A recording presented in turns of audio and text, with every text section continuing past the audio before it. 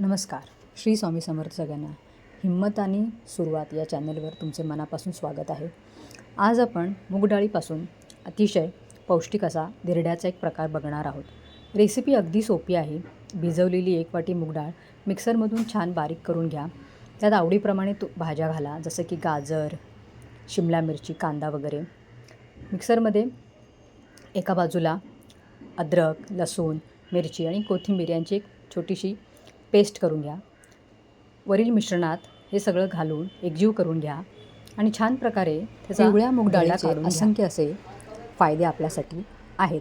पिवळी डाळ ही प्रथिनांचा आणि फायबरचा एक उत्कृष्ट स्रोत आहे, जी पचायला अत्यंत हलकी आणि आरोग्यासाठी अत्यंत फायदेशीर मानली जाते.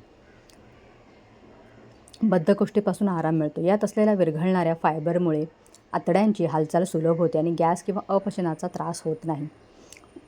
मूग डाळीमध्ये प्रथिने आणि फायबरचे प्रमाण जास्त असल्याने ती खाल्ल्यानंतर जास्त वेळ पोट भरल्यासारखे वाटते.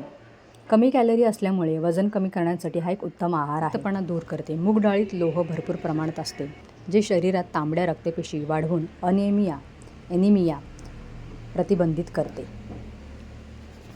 मी रेसिपीमध्ये इनो वापरला आहे.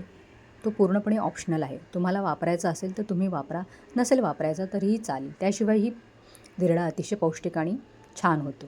अशाच भरपूर चांगल्या रेसिपी बघण्यासाठी माझ्या चॅनलला नक्की फॉलो करा, लाईक करा, शेअर करा, सबस्क्राईब करा. धन्यवाद.